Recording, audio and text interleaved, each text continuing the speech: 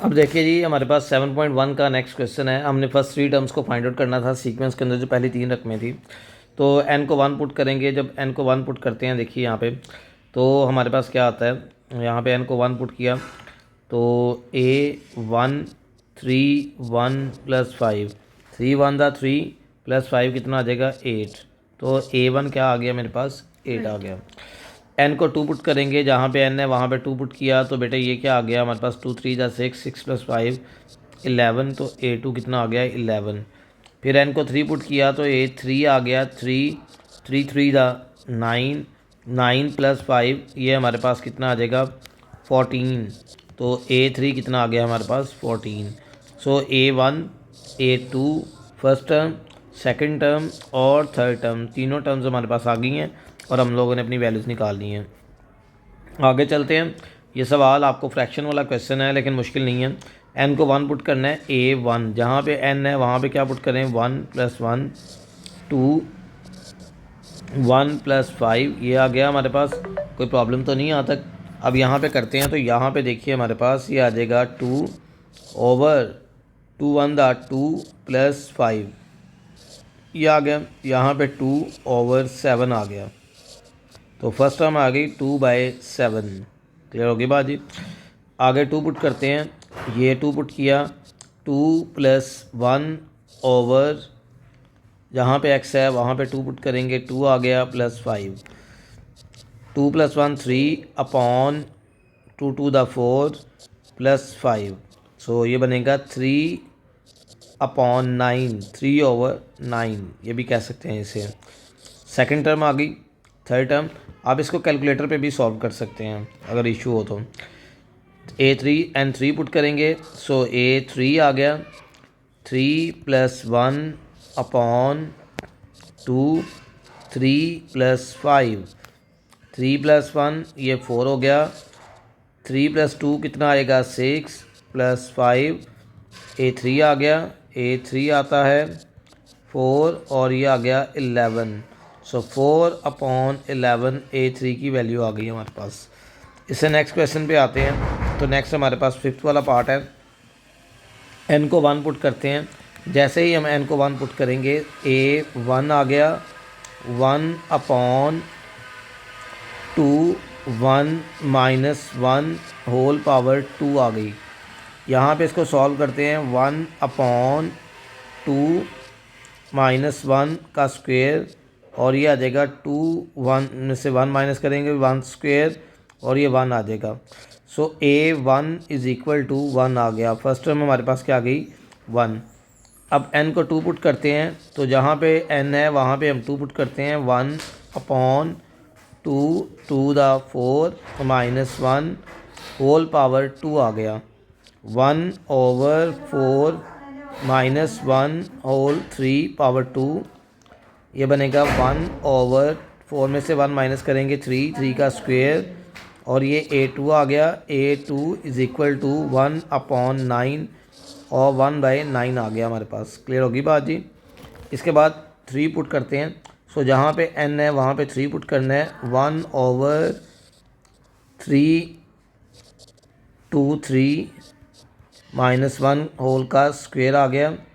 ये आ गया हमारे पास। यहाँ पे बनेगा 1 अपॉन 2 3 दा 6 माइनस 1 करेंगे होल स्क्वेयर।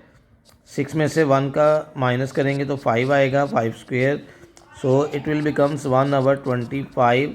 तो इसको सॉल्व करेंगे तो a3 आएगा 1/25।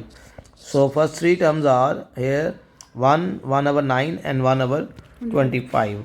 Now move to the next question. So question number 6 है इसका, पार्ट नंबर 6। इसे that find out the first three terms, put n is equal to 1। हम n को 1 पुट करेंगे। a1 1 plus 3 minus 2। सो 3 प्लस 1 4, 4 में से 2 माइनस करेंगे तो 2 आ जाएगा। सो a1 2 आ गया। 2 पुट करेंगे a2 आ जाएगा 2 प्लस 3 माइनस 2। सो ये आ जाएगा 3। सो a2 हमारे पास 3 आ गया। 3 पुट करेंगे so a3 is equal to 3 plus 3 minus 2। 6 में से 2 निकालेंगे तो कितना आएगा हमारे पास 4। सो a3 कितना आ गया मेरे पास 4। क्लियर होगी बात जी, कोई इशू तो नहीं है इसमें। तो ये हमारे पास थे फर्स्ट जो है इसके 6 क्वेश्चन। अगर हम इससे नेक्स्ट वाला क्वेश्चन भी देखें वो सारे एज इट इज़ सेम है, इसी के अंदर ही अगला पार्ट इसमें जो है हमारे पास वो है n को 1 पुट करना है। a1 1/3 पावर 1, 3 की पावर 1 3 होती है, तो a1 इज इक्वल टू आ गया 1/3। क्लियर। सो 2 पुट करेंगे, a2 is equal to 3 power 2, 3 power 2 कितना होता है 9, 1/9 आ गया। So this will be a2। Clear. Now a3, so a3 1 power 3 power 3, so it will become 1/27। So ये a3 आ गया हमारे पास। So thrice we have terms, तीनों टर्म्स आ गई हमारे पास। आगे देखिए n को 1 पुट करना है, तो देखिए a1 3 1 -5 और ये बनेगा 3 -5, -5 करेंगे तो -2 रह जाएगा। a1 is equal to -2। a2 put करेंगे तो जब n को 2 पुट किया तो मेरे पास क्या आएगा 3 2 द 6, 6 -1 कितना आएगा 5। सो a2 इज इक्वल टू 1। सो ये हमारे पास क्या आ गया a2 की वैल्यू आ गई।